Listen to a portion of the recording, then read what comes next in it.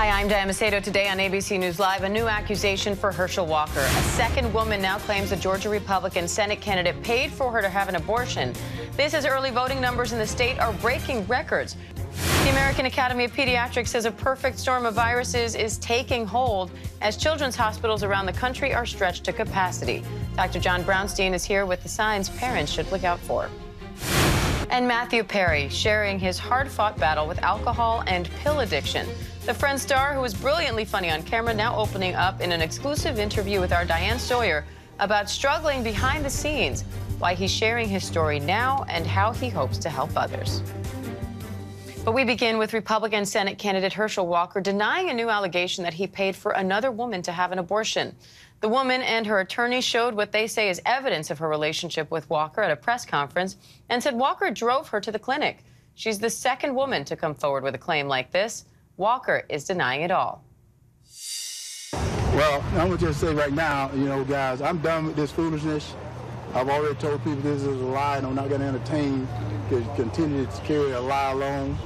And I also want to let you know I didn't kill JFK either. ABC News political director Rick Klein joins me live now for more on this. Rick, Republicans have largely defended Walker against the first allegation that he paid for a woman to have an abortion. Do you expect their stance on him to change now that another woman is coming forward, or are people's minds made up at this point? I don't think that the Republicans are going to give an inch on this. It's only 12 days before the election. Millions of Georgians have already voted.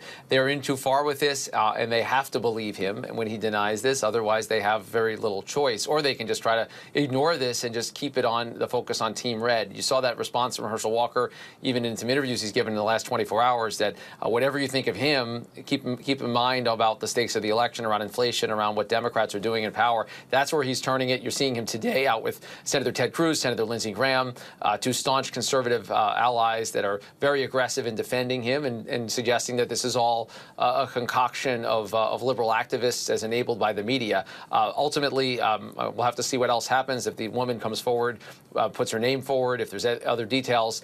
We saw details of his first denials begin to crumble, and it didn't seem to have a major impact on Republican support. I don't think Republicans are going to give on this one either. Meanwhile, in Pennsylvania, Democratic Senate candidate John Fetterman is acknowledging that debating Republican Dr. Mehmet Oz on Tuesday night while he's still recovering from a stroke wasn't easy. Republicans have publicly questioned whether Fetterman is up to the job. So how is the scrutiny on these candidates affecting that race in Pennsylvania as well as in Georgia? And do you think Fetterman has done enough at this point?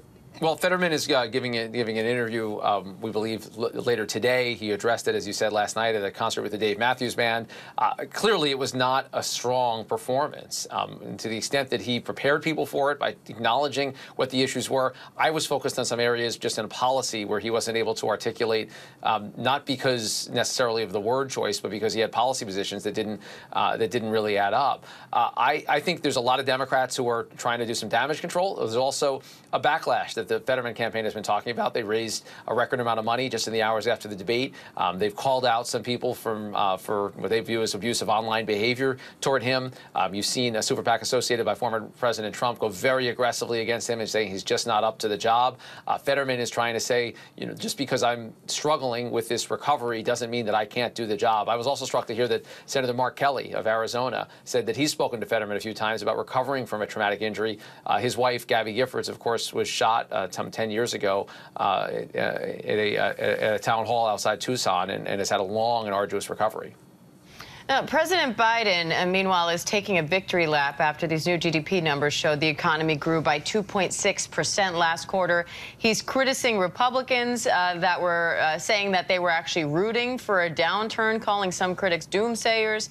Now, polls have repeatedly shown the economy is the top issue in the election cycles, and Republicans do have the advantage there. So how much does this shift the narrative, do you think, ahead of Election Day? And how is that resonating with voters? I don't think numbers are going to help Democrats make the case around the economy. I think the way that people feel it and the way that it's communicated around it is much more important. And I think the Democrats have been split for much of the last several months, even year, in trying to tout their own accomplishments versus acknowledge the real challenges that people are feeling right now. Those two things are not necessarily compatible. This is obviously better than a bad number, but the idea of growth and avoiding recession would be great for the story that Democrats tell. But the way that people feel the economy and gas prices and grocery grocery prices and inflation is much more important. I think the closing message here will matter, and the way that this is framed as a choice against Republican policies versus just a referendum on Biden's policies. But I don't think you can put this number on a billboard and say Democrats can just run on this. And what about the announcement from the president yesterday? This new plan to cut out junk fees, put more money in, the regular American person's pocket by, cutting out overdraft fees and hidden booking fees and stuff like that. Is that going to help? Look, anything where Democrats and the president, the White House can say we're on your side is they're trying to protect consumers. I don't see how there's a bad side to that. I don't think there's a big lobby or a big constituency in favor of being charged the little nickel and dime things by your banks and the like. I think, like the student loans announcement, the White House can say this is not political. The timing is not is never coincidental in these things. When I've talked to people around the Democrats, around the White House, they want to put as many points on the board and show in as many ways as they can that they're out there fighting for people. Rick, how much are other issues taking part in these debates, and how much do you think they'll come to the top as we enter these last 2 weeks? Or is it all about the economy at this point? Well, I think there's been two different campaigns that have waged for much of the last couple of months. There's one that's about inflation, the economy, crime, gas prices. There's another that is about abortion rights and about what Biden calls MAGA extremism. Both of those things are happening. Which force is stronger may be different in different places, but I don't discount the ability of other issues to rise to the fore in individual places. There's certain states in different parts of the country that are dealing with issues that are more relevant and more urgent at different times. And voters are sending a lot of mixed signals. But it certainly looks like the biggie is what it usually is, which is the economy. All right, Rick Klein, we appreciate the analysis. As always, thank you. Thanks, Diane. And we will have full coverage of the midterm races on Election Night, November 8th, starting at 7 p.m. Eastern, right here on ABC News Live. And be sure to check out Power Trip, hosted by George Stephanopoulos. We'll have back-to-back episodes airing right here on ABC News Live this Saturday at 6 p.m. Eastern, Sunday at 5 p.m. Eastern, and streaming anytime on Hulu. Meanwhile, health officials say a perfect storm of viruses is taking hold in the U.S. as admissions surge at children's hospitals. In Texas, for example, capacity is above 90%. Texas Children's Hospital is reporting dozens of children there with multiple respiratory viruses all hitting at once. Whit Johnson is there. Hospitals warning they're being stretched to capacity as the American Academy of Pediatrics says a perfect storm of viruses is taking hold. What we're seeing right now is all of these respiratory illnesses hitting at once at a time where many pediatric emergency departments and community emergency departments were already dealing with fewer available beds, and it's combining to create a perfect storm. Pediatric hospital bed occupancy now the highest it's been in 2 years as a wave of respiratory viruses hits children hard, like the flu and RSV. Pediatric hospital beds in 9 states and Washington, D.C. already above 80% capacity. 5 states, including Texas, at 90%. Children's Health in Dallas saying this past week they had 313 patients with RSV compared to 2021 when they had 76. Utah mom Sarah Miller says when her baby was diagnosed, her symptoms worsened at an alarming rate. In probably the course of 2 hours, she'd gone from being our normal baby to she was on a respirator. The AAP says watch out for these signs: fast or short breaths, grunting noises, chest caving in when breathing, and a change in skin color due to lack of oxygen. That's when parents should contact their doctors immediately. If you need us, we will be there to care for your children. Whit Johnson, thank you. Coming up, families of the victims of Uvalde, Texas' mass shooting are speaking out at a public hearing. Some are now calling for the chief of the Texas Department of Safety to step down. We'll go there live after this.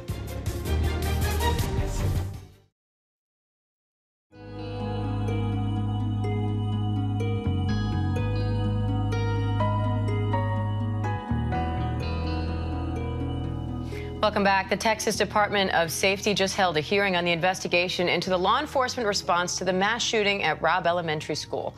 Senator Roland Gutierrez started that meeting pointing to what he considers a failure by DPS.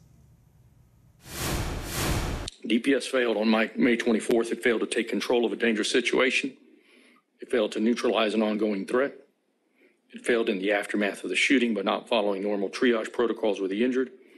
It failed in the days following the massacre by giving false information that was easily, provably false. Victims' families and community members also spoke at that hearing, many calling for the DPS chief to step down. ABC News' John Quinones is there for us. John, you were in that hearing, and we heard at least one woman alleging that aspects of this investigation are being delayed until after the midterm elections. This shooting happened in May, so what kind of answers are these community members still waiting on? Well, they want to know when the DPS director is going to resign. I mean, that's the main thrust of what they want here. Families traveled from Uvalde 3 hours by road this morning. A few of them just left the building. I think they're coming back. There may have been a break. The testimony continues. It was heartbreaking. It was tearful. People saying, our families, relatives of the victims saying, our families are hurt. Our community is divided. We want accountability. They want to hear that police officers who were there, and there were 91 DPS officers inside the building, along with hundreds of others from other agencies who didn't respond for 77 minutes. They want to know why not, and they want the answers now. Now, John, DPS Director Steve McCraw also spoke during the hearing. He's admitting to failures in the response to the shooting and the response to the public after, but it doesn't sound like he's stepping down. No, he made it clear that the DPS as an institution has not failed. Yes, there were individual officers who didn't do the right thing, but he feels that the institution hasn't failed. He's not resigning until the investigation is done. The district attorney in Uvalde is now conducting a criminal investigation.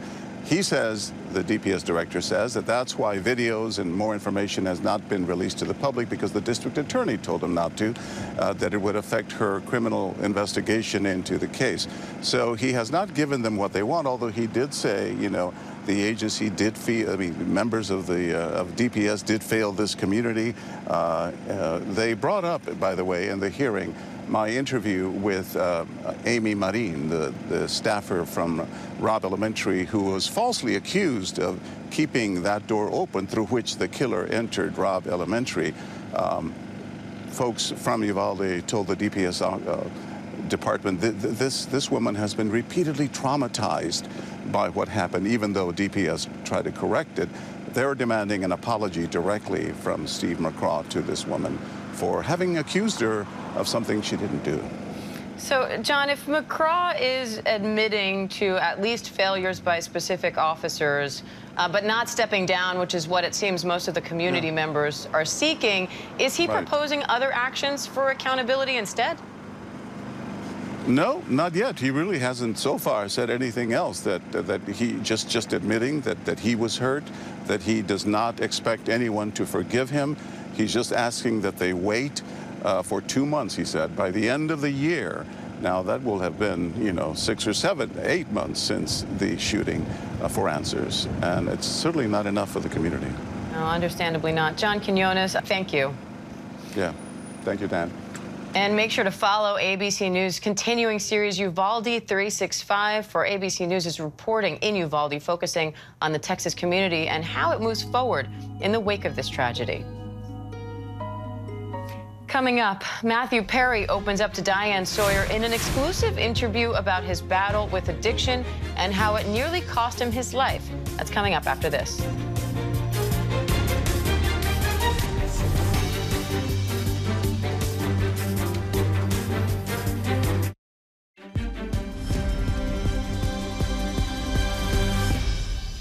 Welcome back. Friends star Matthew Perry is opening up about his hard-fought battle with addiction in his new memoir. Our Diane Sawyer sat down with Perry for an exclusive interview about his struggle and determination. A home in Los Angeles. The door opens. Mom? Oh, it's Diane Sawyer. Oh, it's that Matthew Perry. Really wonderful to see you. Please come in. Matthew Perry is 53 years old, but he knows most of us will always remember when we first saw him. One of those 6 young friends creating a new kind of funny, a new kind of family. Okay, who wants light cheese and who wants dark cheese? Chandler Bing, played by an actor who was effortlessly so fast and original. Someone at work ate my sandwich. Well, what did the police say? And now it seems impossible that all those years ago when we were laughing, we never knew that the young star was fighting for his life in a riptide of addiction. It was pulling him to hell and back over and over again, and he was trying to keep it a secret from everyone. Secrets kill you. Secrets kill people like me. Now, Matthew Perry has put those secrets on the pages of a book. It is dedicated to other sufferers who, like him, might need help. It was important to me to do something that would help people. You sure know how to make people fasten their seatbelts. Oh, good. Thanks. I'm glad you read it. Matthew Perry, take 1. Friends, lovers, and the big, terrible thing. You start with a thunderclap. First page. Hi, my name is Matthew, although you may know me by another name. My friends call me Maddie, and I should be dead. Yeah, that's definitely true. You say, addiction, the big, terrible thing, is far too powerful for anyone to defeat alone. But together, one day at a time, we can beat it down. Yeah. Your disease is just outside, just doing one-arm push-ups, just waiting for you, waiting to get you alone. Because alone, you lose to the disease. And now I finally feel okay and feel like I've got some strength. What does it mean to feel okay? It means that I've developed some safety nets around this. You know, for some reason, it's obviously because I was on Friends, more people will listen to me. So I've got to take advantage of that. I've got to help as many people as I can. We've all learned it's not ours to ask someone in recovery how long they've been sober. That's a personal road. But he says it's why he's written the harrowing details of his journey through alcohol, all those drugs, and the fight to break free. I want to just do it by the numbers because you're sending postcards from hell to everyone out there who needs it. 6,000 AA meetings, therapy 30 years, 15 rehabs, maybe at least. Half of your life in treatment or in sober living houses. He has been in detox, he estimates, 65 times, survived 14 surgeries after a nearly fatal emergency 3 years ago. They ran me into the emergency trauma room, and it was in there that my colon exploded. Well, I was put on an ECMO machine.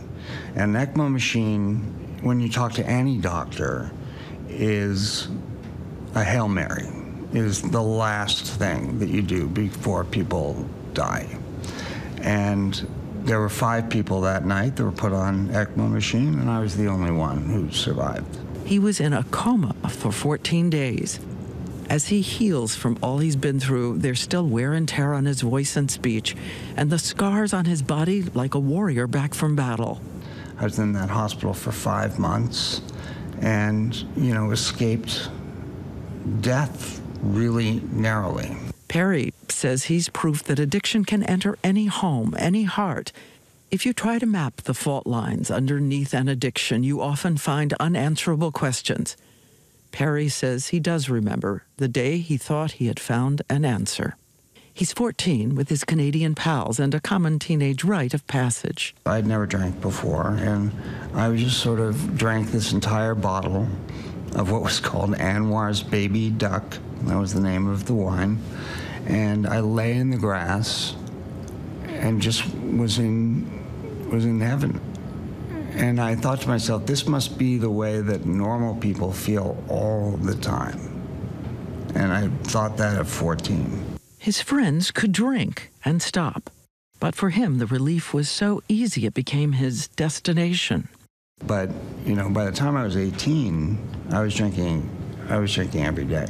It's a pattern he continues, even after landing a starring role in a show that was then called Friends Like Us. He hopes fame will fill up the hole inside, but it doesn't. And that was a dark day for me when I realized that it did not do that it did not fix what I knew was broken. And now the added fear of being on a high wire with about 25 million people watching. He says his terror deepens. So does his loneliness and shame. Alone so I could drink.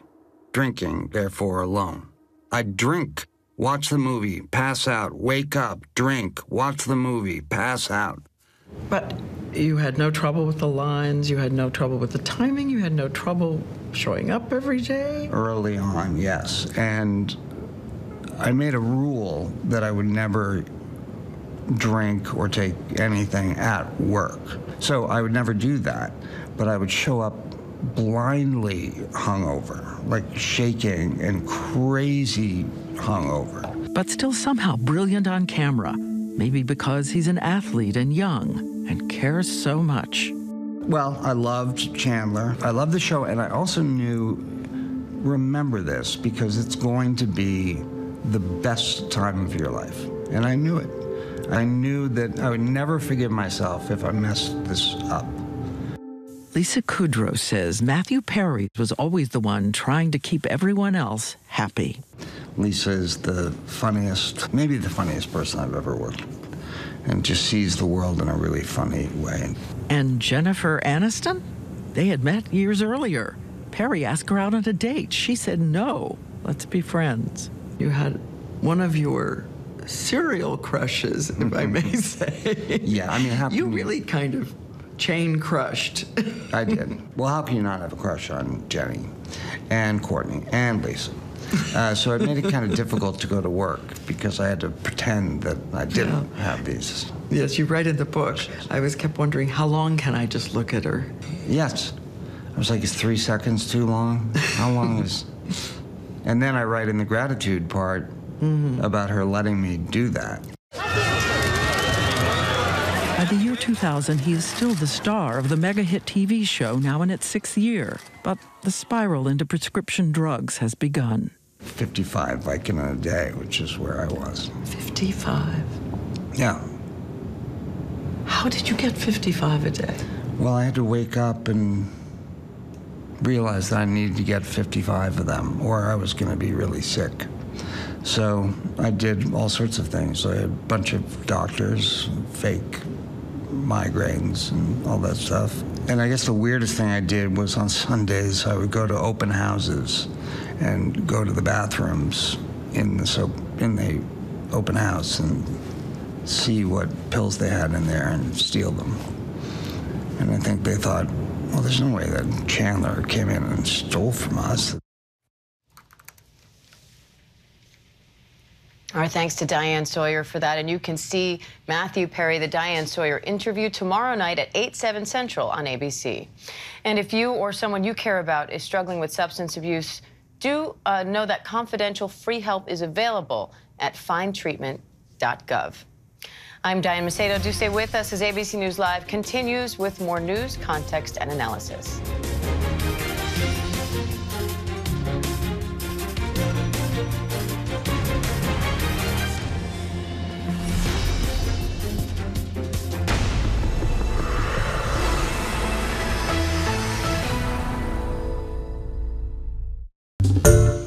Hi everyone, George Stephanopoulos here. Thanks for checking out the ABC News YouTube channel. If you'd like to get more videos, show highlights, and watch live event coverage, click on the right over here to subscribe to our channel, and don't forget to download the ABC News app for breaking news alerts. Thanks for watching.